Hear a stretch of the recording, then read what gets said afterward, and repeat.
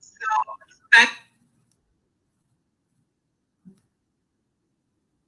Okay.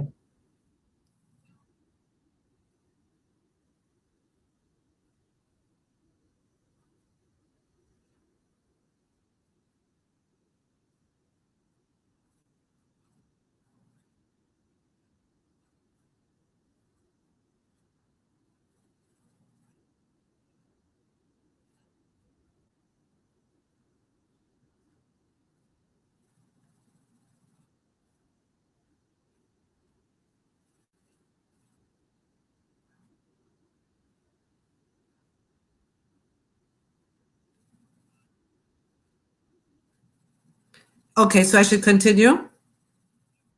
Okay. So yeah, so she has to, it's not realistic for her, um, but meaning to take care of herself, but that's something she knows she has to address. But like I said, she has her mom, she has her family, she has work, and this is before we were dealing with what we're dealing with.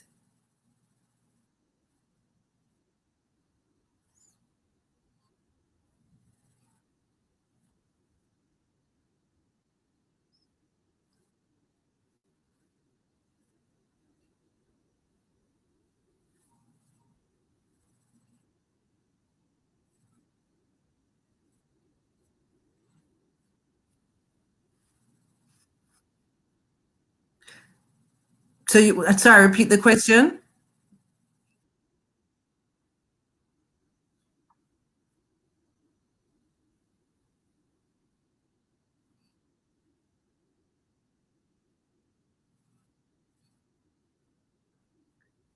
Yeah. Well, like I did say in the article, I was relieved that um, my mom was very much supportive of me and was the one who said, you know, you would need to, that I would need to get therapy. But it's something that I knew that, I mean, I just didn't feel comfortable sharing. No one around me was saying, oh, I'm going to therapy. I have this. So no one was talking about it. So I just followed what it suits, you know. So if you don't see people talking about their mental health challenges, then you feel like that you should talk about it. And this is before social media where people share very openly about this and that. So at the time, I just very discreetly got my therapist.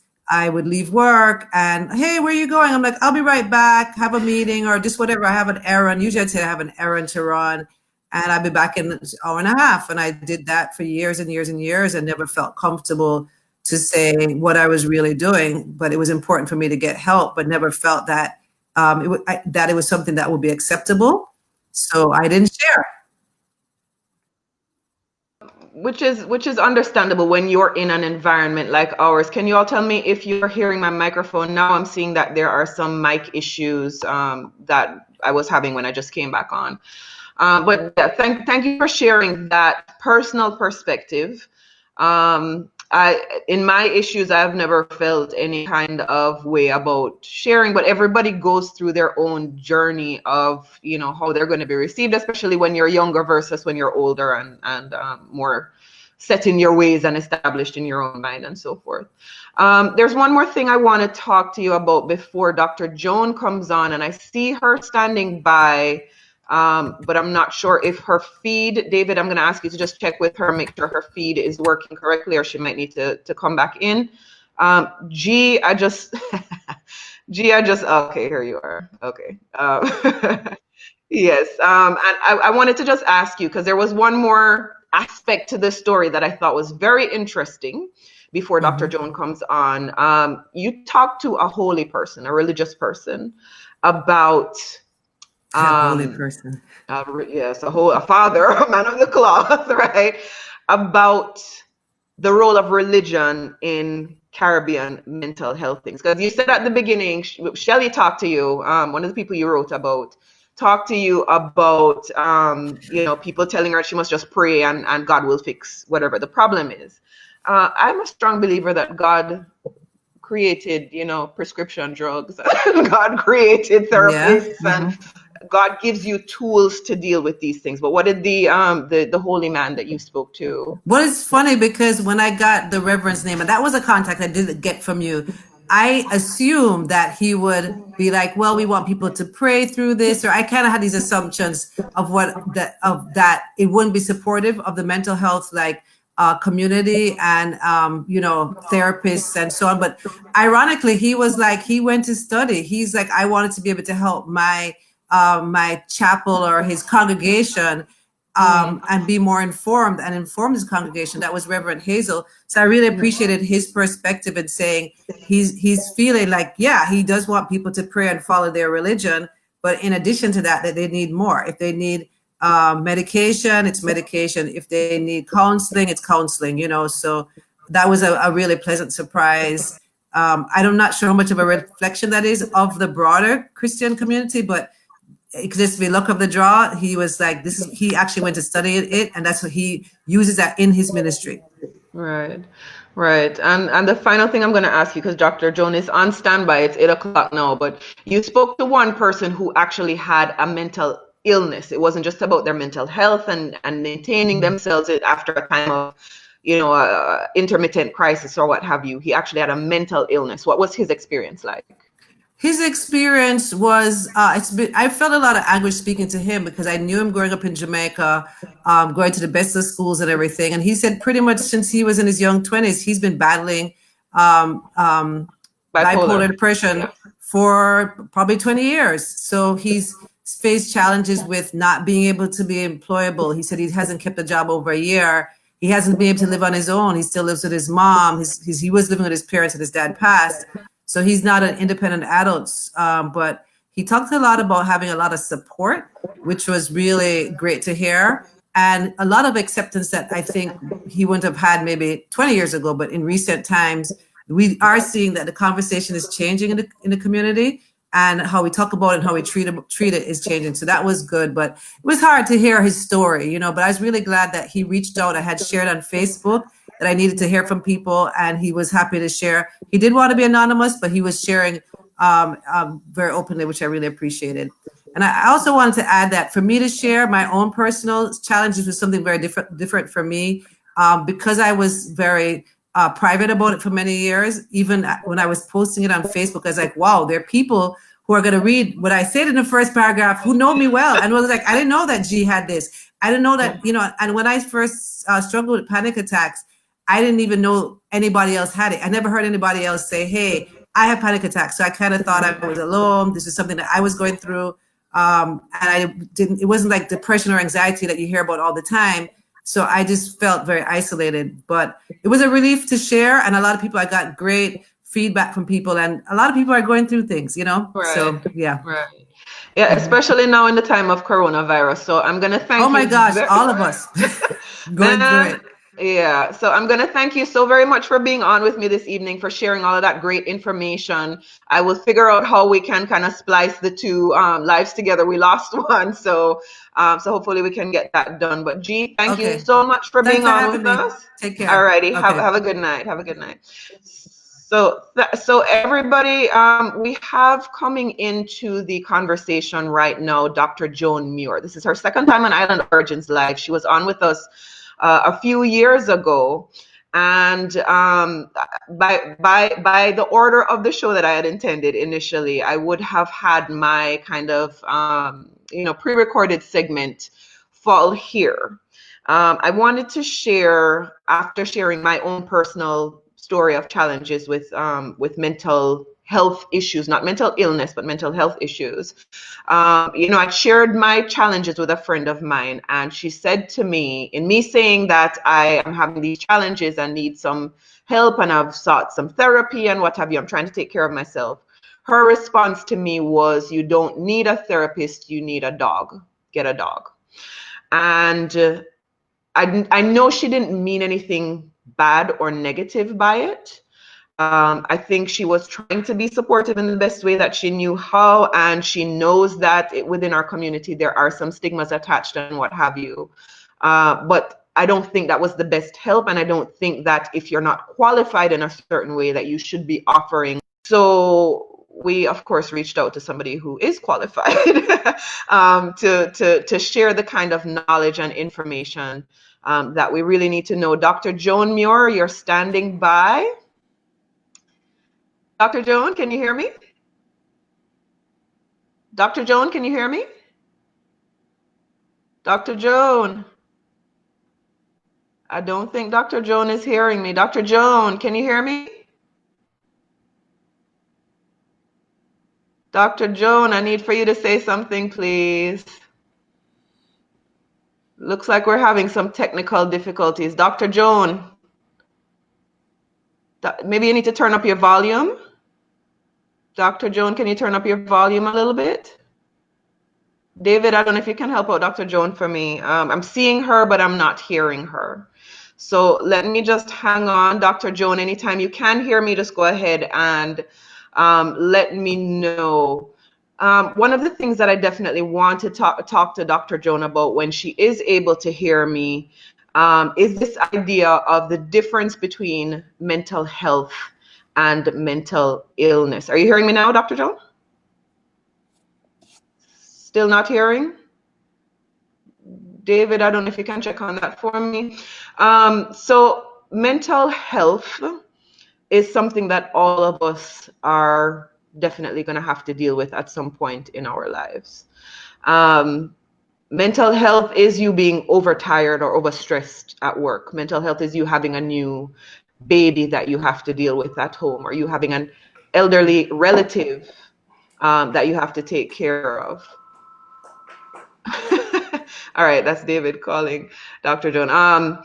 Yeah, an elderly relative that you have to take care of, or whatever those things are that happen in your regular day-to-day life that might kind of push you over the edge.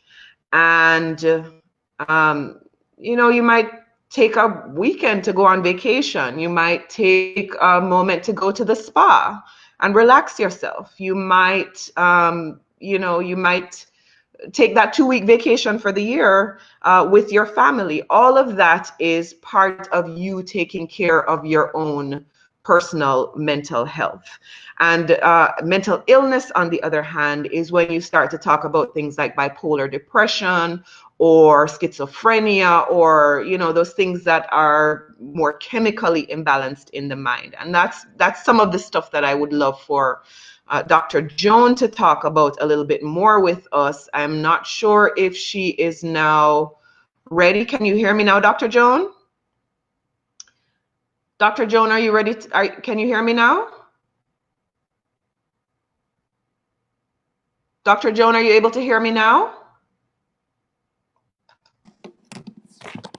Dr. Joan, can you hear me? Dr. Joan, I'm seeing you, but I'm not hearing you. If you're able to hear me, please let me know. Looks like she got kicked off. All right. So we have to just kind of rejigger our format a little bit while we are waiting for our guests to get back on. Some of the things we want to talk to Dr. Joan about as well, and I want to hear this from you guys, right? I want if you can in the comments talk about some of the issues that you may have been dealing with yourself in general, or you may have been dealing with in in this time of Corona. Are you hearing me now, Dr. Joan? Awesome. All right, I'm going to ask you to just center up your camera so I can see you in the middle of the camera. Right, just position yourself in the middle of the screen. And here we are with Dr. Joan coming on screen to join me. How are you? We figured it out. Published a lot, Miss Media Mogul. We have figured it out. Thank you so much for coming on, and apologies to our audience for all of the technical difficulties, but we're figuring it out. Dr. Joan is a medical professional. She is a licensed psychologist, and she is actually a doctor. So Dr. Joan, let us talk. I kind of tried to touch on it a while ago, but can you just clarify what is the difference between mental health and mental illness? And if you're watching right now, I'm going to ask you to share your ideas or thoughts that we can pull on screen, and just share your thoughts with everyone. Dr. Joan, the difference between mental health and mental illness. So mental health is about your well-being. It's about your emotions, about your mood, about your behavior, which are connected. So But mental illness is when you've reached a point where you're not able to function. And that's when you should get professional help. But all of us should take care of our mental health, especially now with the COVID-19 pandemic. It is natural to be anxious, anxious about our health, anxious about our economics, anxious about our family members who may be ill. So that is a normal human experience.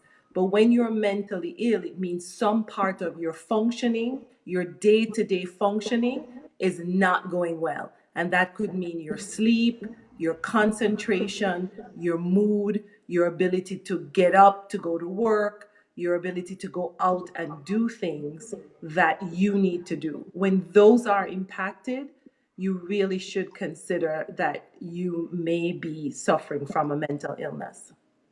Okay. And that is when you actually need medications in certain cases and that kind of stuff. Well, I want everyone to recognize that there are some medications that are available. They're most often used for depression or psychosis. So for those Jamaican people listening, psychosis is what you say when you say somebody is gone mad. That means they're not thinking or acting rationally. But really and truly, most mental issues can be resolved through psychotherapy. Medication is not needed for everything at all. And as a matter of fact, it's not indicated except for the most severe conditions. Okay. What is the benefit of actually having someone to talk to? Someone like you who I go into your office and sit down on your couch and you say, "Tell me about your mother." What is No, the I actual? don't. I've never been to your office, so I don't know. You have touched on something that is so correct. We typically don't ask about your mother, but the reality is most people's experiences are shaped by how they were raised. And so it's just going to come up naturally in the conversation where people are going to say, "This is like my mother," or "My father did this." It's a natural thing because the most powerful influence on any one of us are our parents, Right. absent, absent, or present. Yes. Yeah. Yeah. So what is the general benefit of actually having someone to talk to about what your issues may be?